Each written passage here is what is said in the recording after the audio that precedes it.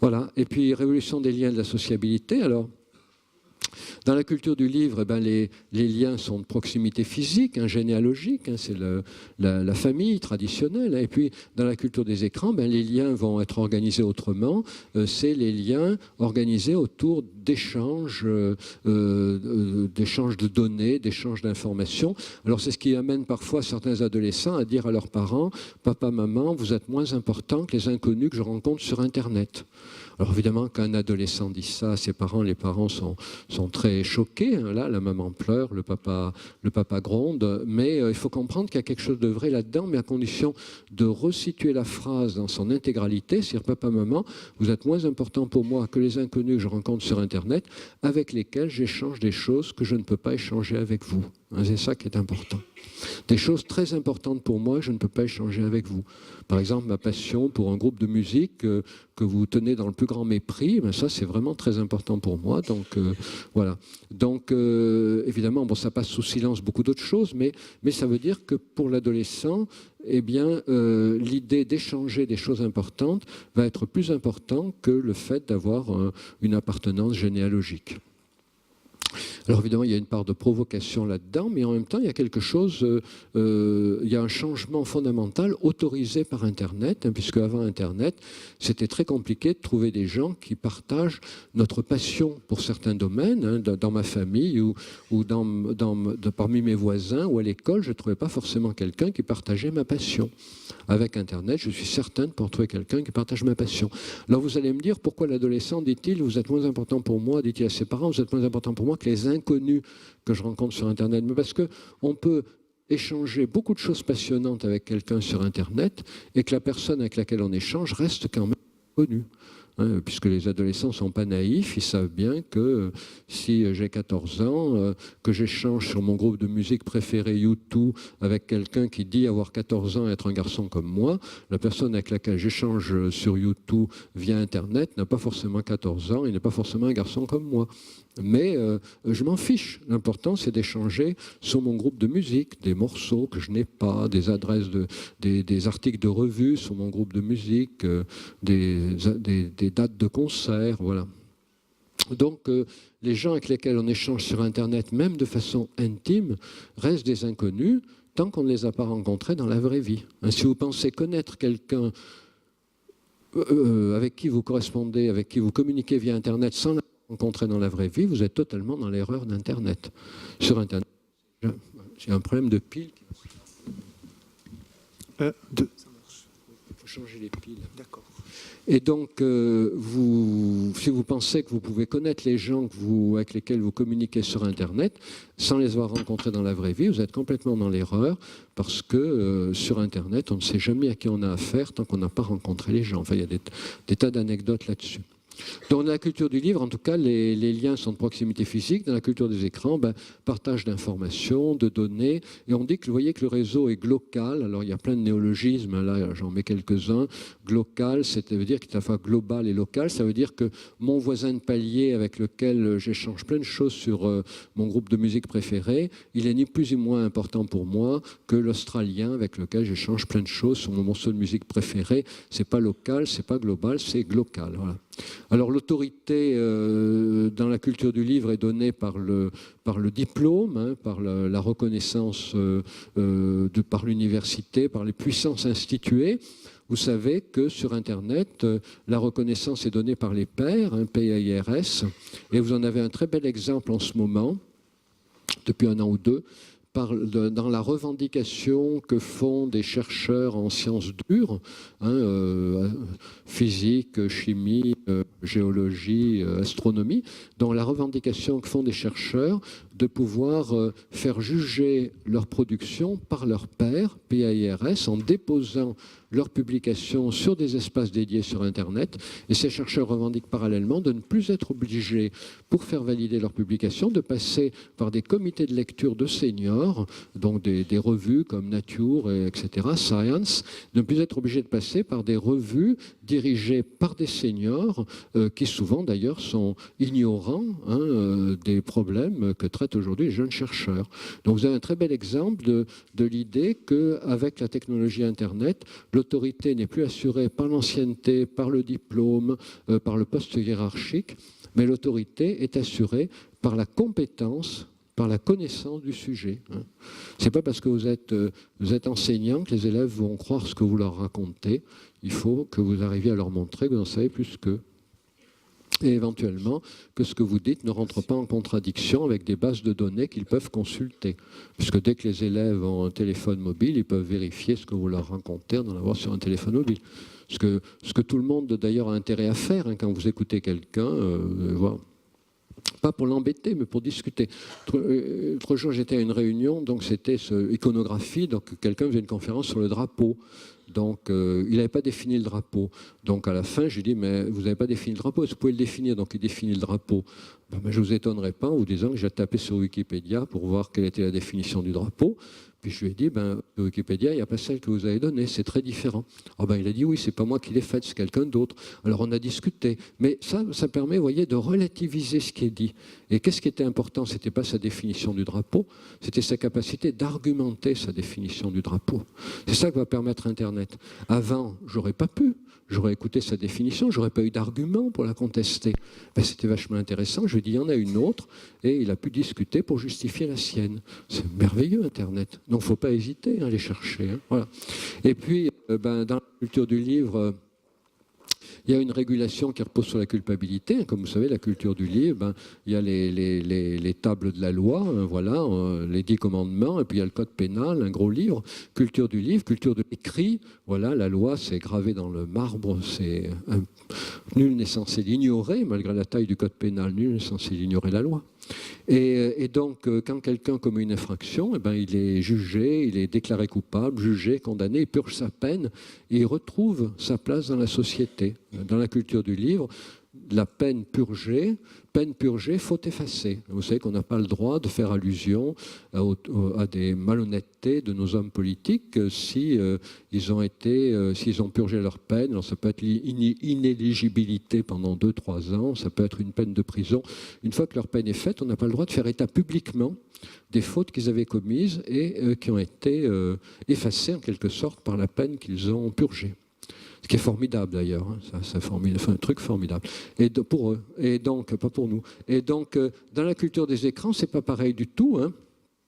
Dans la culture des écrans, il n'y a pas de régulation par la culpabilité, puisqu'il n'y a personne il n'y a pas de manuel sur Internet qui vous dit telle infraction, telle peine. De toute façon, qui l'a fait appliquer la peine sur Internet? Personne ne peut faire appliquer de peine sur Internet. Donc sur Internet, la régulation, ce n'est pas par la culpabilité, mais par la honte, et c'est la irréputation, et ça c'est important de comprendre. Ça explique que des adolescents puissent refuser d'accomplir certaines choses pour lesquelles ils vont finir par être punis, mais ils préfèrent être punis plutôt que courir le risque de perdre leur irréputation. Pour être plus clair, voilà, un ado doit faire absolument ses devoirs, s'il aura une mauvaise note, il sera puni. Mais le même soir, il y a un match qui est prévu dans son équipe, sa guilde, dans un jeu vidéo. Et s'il ne fait pas ses devoirs, il sera puni. Mais s'il ne va pas tenir sa place dans la guilde, il sera honni. Et il est plus facile d'être coupable et de purger sa peine que d'être honni à jamais. Parce que quand on est honni à jamais. Il n'y a aucune façon d'échapper à la honte.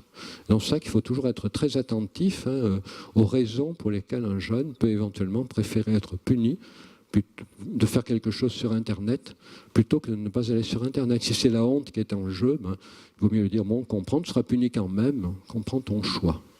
Voilà. Et puis, l'expression des expériences intimes, oui, qui est beaucoup plus importante sur Internet. Alors, il faut dire aux jeunes de ne pas aller s'exposer trop sur Internet, mais en même temps, c'est bien évident qu'ils vont le faire inévitablement, parce que c'est une manière de trouver des gens qui partagent le maximum de choses avec eux. Voilà, donc 2 cultures absolument complémentaires.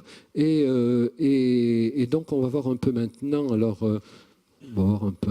des conséquences rapidement avant de vous laisser la parole. Donc, les avantages, je vous l'ai dit, mais c'est ça le fil conducteur qu'il faut que vous ayez.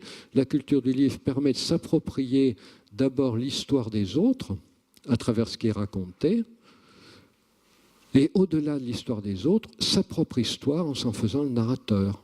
La psychanalyse, c'est un aboutissement de la culture du livre. C'est pour ça qu'aujourd'hui, dans la culture numérique, elle se porte si mal. C'est inévitable. La psychanalyse, c'est l'aboutissement de la culture du livre, c'est le fait de s'approprier sa propre histoire en la racontant. Et puis dans la culture des écrans, c'est la capacité de faire face à l'imprévisible. Vous savez ça dans le film R, c'est très très bien montré. C'est quelqu'un qui communique avec une intelligence artificielle, une OS, organisation de système. Et donc cette intelligence artificielle ne se comporte pas comme un psychanalyste. Cette intelligence artificielle ne l'écoute pas raconter sa vie. Cette intelligence artificielle lui propose constamment des choses imprévisibles. C'est vachement intéressant. Hein. Et donc, du coup, on voit que même si le numérique vous fabrique un interlocuteur numérique, ce qui va arriver massivement, hein, eh bien, cet interlocuteur numérique ne vous invitera pas à raconter votre vie, mais vous incitera à faire des expériences nouvelles, parce que dans le numérique, c'est le monde de l'expérimentation, de la nouveauté, de la découverte. Ça, c'est très intéressant pour ça, R. Voilà, les dangers dans la culture du livre, donc réduire les compétences aux apprentissages par cœur, inhiber la créativité, des choses banales contre lesquelles tous les mouvements d'éducation novateurs ont lutté, hein, mouvement Montessori, voilà. Et la culture des écrans, le danger, c'est la dispersion, le zapping, l'ado immergé dans un éternel présent, sans recul cognitif ni temporel. Qu'est-ce que tu as fait hier, je ne sais plus. Qu'est-ce que tu feras tout à l'heure, je ne sais pas. Et plus tard, j'en sais rien. Voilà.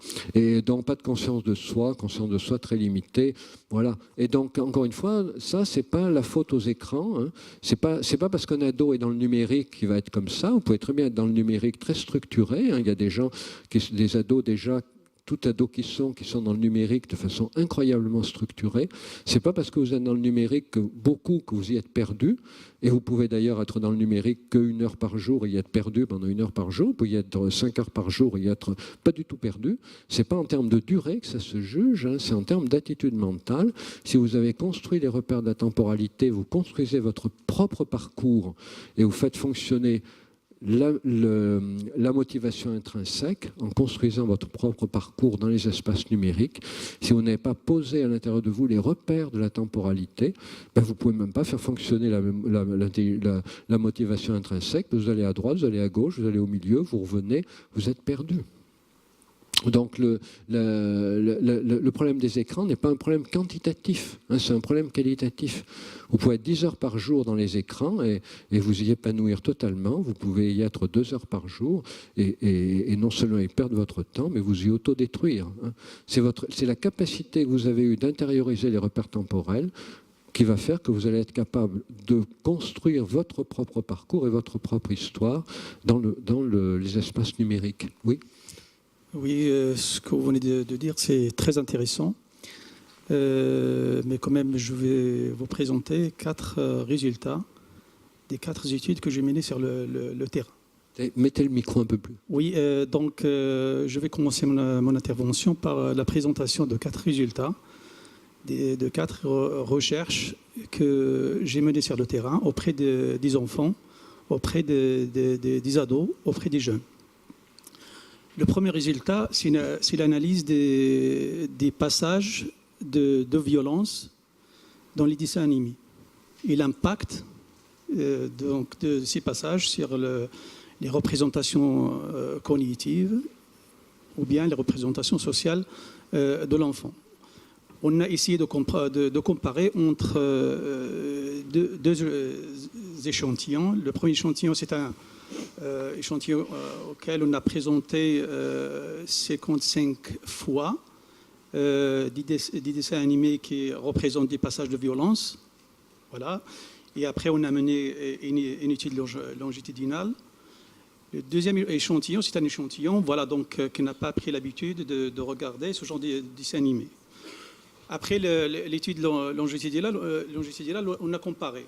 On a trouvé que les enfants qui ont pris l'habitude de regarder ce genre de dessin animé, ils se comportent mal, soit au sein de la famille, soit au sein de groupes classes. C'est-à-dire ils ont un comportement très violent. C'est-à-dire on a une conclusion d'un échantillon représentatif avec un pourcentage significatif. Le deuxième constat, c'est un constat d'une recherche aussi menée sur le terrain auprès des élèves des terminales. C'est des élèves qui ont pris l'habitude de faire leurs devoirs, surtout à la maison, en se référant sur le site internet. On a comparé aussi entre les résultats des élèves qui ont l'habitude de faire des copies-coller, d'accord, et le deuxième échantillon, c'est les élèves qui n'ont pas cette habitude. On a comparé les résultats au niveau des évaluations sommatives, c'est-à-dire qui se passent en classe, contrôlées. La majorité des élèves qui ont pris l'habitude de faire des devoirs, se référant à des connaissances bien structurées, ont beaucoup de difficultés au niveau de leur apprentissage. Troisième constat, c'est un constat d'une recherche aussi menée auprès des jeunes 16-26 ans. Inscrits à la mission 16-26 ans. C'est une tranche d'âge. Inscrits à la mission locale. Voilà, accompagné par des projets, donc, et ainsi de suite. Ce que j'ai remarqué, au début, j'avais des mal à les trouver le jour parce qu'ils dorment la journée et se réveillent la nuit. Donc déjà, pour distribuer le questionnaire, c'était un problème. Ce que j'ai remarqué un certain temps, c'est des jeunes qui passent leur temps dans un monde virtuel, jusqu'à 8 heures par jour devant l'écran. Quand je leur pose la question pour comprendre, est-ce qu'ils ont une notion d'espace-temps, espace géographique, culturel, politique, même ce qui se passe dans leur entourage. Même au niveau de l'accompagnement avec les projets de la mission locale, elles ne répondent même pas au téléphone pour aller se présenter à un rendez-vous, un entretien et ainsi de suite. Donc c'est de copier de monde complètement. Quatrième constat, c'est un constat en cours.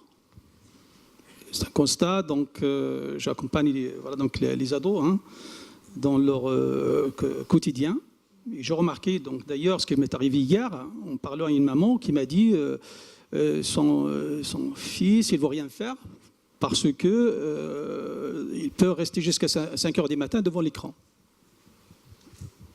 Voilà, donc il est pris par l'outil informatique. Donc, ici, je reviens au livre de Lévi Audi, donc vous connaissez très bien, publié en 2013, dont il parle de l'addiction. L'écran peut devenir une addiction, c'est-à-dire ce rapport à l'écran pour installer ce qu'on peut appeler le mode de raisonnement mécanique, c'est-à-dire l'absence totale des stratégies cognitives qui vont aider l'enfant en général, l'élève, à apprendre et pourquoi pas apprendre à apprendre. Je reviens à ce que vous avez dit tout à l'heure en ce qui concerne le rapport au savoir, c'est-à-dire qui passe par l'assimilation, l'accommodation, l'adaptation, l'abstraction réfléchissante et l'abstraction réfléchie. C'est un processus. À mon avis, donc selon ces recherches, selon ces constats, ce qu'on peut remarquer, qu'on a commencé à perdre ce processus, processus psychologique en fin de compte. Si on parle par exemple de ce qu'elle a dit Flavel, l'assimilation, c'est-à-dire faire le premier pas envers l'objet de connaissance, en intégrant les éléments de cet objet dans mes schèmes, pour le bien comprendre. La deuxième étape, c'est l'accommodation, c'est-à-dire, comme on dit en général, la nature évite le vide et le fonctionnement cognitif évite le déséquilibre cognitif plutôt.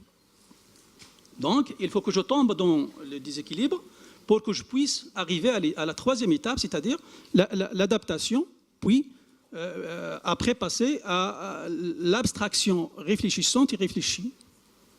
Alors, ce qu'on appelle la métacognition. Donc, la décomposition du savoir se fait plus actuellement par l'installation de ce qu'on appelle le raisonnement mécanique, avec les absences des stratégies cognitives qui vont avec. La décomposition, la déduction, l'indiction, la synthèse et ainsi de suite. Pourquoi ? Parce que le système cognitif s'habitue à ce qu'on appelle avaler les connaissances sans les mâcher. D'une façon mécanique. Voilà, l'information arrive à mon système de traitement de l'information bien structuré. Et ce fait que d'installer de la mémoire à l'interne, et quand j'aurai besoin, j'appelle, je fais appel à ces connaissances bien structurées pour trouver une solution à un problème ou bien à une situation problème. Donc on a même des résultats concrets en ce qui concerne le travail sur la consigne en maths, en physique, en SVT pour comprendre ce qu'on appelle l'input. Input des informations au niveau du système de traitement de l'information, traiter l'information, après mettre en place ce qu'il faut pour le comprendre, et après la structuration des connaissances, l'installation d'un savoir réfléchi de la mémoire à long terme. Je vous remercie.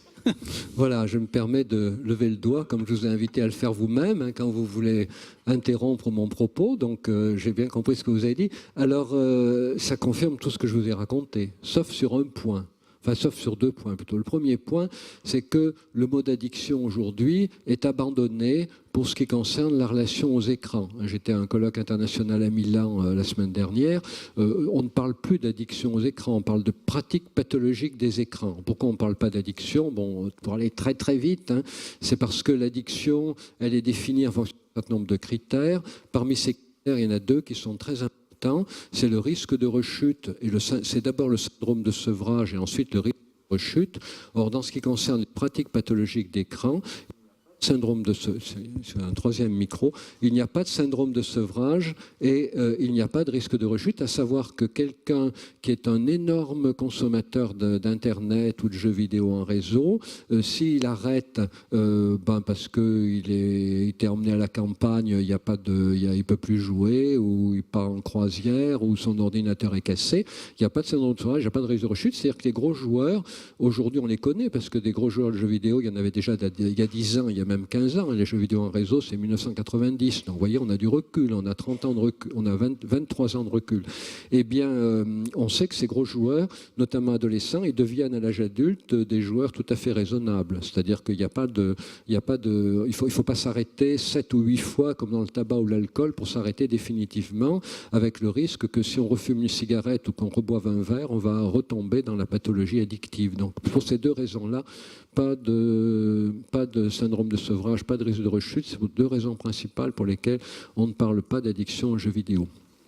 On parle donc on s'est dit que les jeux vidéo ne provoquent pas d'addiction. Ceci dit, si quelqu'un est un polyaddict, c'est-à-dire qu'il est fumeur, buveur, il peut avoir aussi une addiction à d'autres choses, aux jeux d'argent, aux jeux vidéo, mais c'est plus une conséquence du fait qu'il a dérégulé sa possibilité de contrôle des impulsions, donc il peut devenir addict absolument à tout, et dans le tout, il y a des jeux vidéo. Mais il n'y a pas d'addiction spécifique aux jeux vidéo. Voilà. Mais sinon, pour le reste, alors l'autre chose sur laquelle c'était pas un désaccord, c'est le fait que peut-être j'ai pas été assez précis. Quand je dis on peut passer beaucoup d'heures sur les écrans, je pense toujours écran Internet.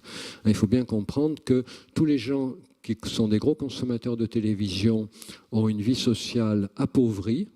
Tout le temps que vous passez sur la télé, vous appauvrissez votre vie sociale.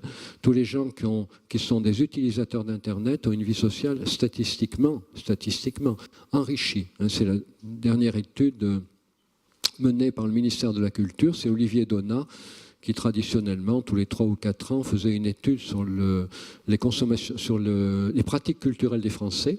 Et dans son dernier rapport, Olivier Donat, pour le ministère de la Culture, a montré avec un énorme échantillon que tous les gens qui sont très présents sur Internet et qui ont beaucoup de relations sur Internet ont une meilleure socialisation dans la vie réelle, alors que les gens qui sont des gros consommateurs de télévision ont une moins bonne socialisation dans la vie réelle. En d'autres termes, avec le numérique, c'est pas ou bien, c'est à la fois. Et donc, quand je parle de grosse consommation d'écran, pour moi, je le mets toujours dans la consommation Internet, pas dans la consommation télévisée. Alors sinon, tout ce que vous avez dit sur la difficulté des jeunes à construire un discours, à pouvoir raisonner d'une manière correcte, c'est exactement ce que je vous ai dit avec d'autres mots, mais il faut comprendre que c'est pas le temps que vous passez sur les écrans qui est responsable du fait que vous ne savez pas vous débrouiller avec eux, c'est le fait que vous n'ayez pas intégré les repères temporels. Et c'est quand même entre la naissance et 5-6 ans que l'enfant construit ses repères spatialisés et construit ses repères temporels. Et quand ils ne sont pas construits à 6-7 ans, ça va être compliqué de les construire. Il va falloir ramer, il va falloir que l'école rame.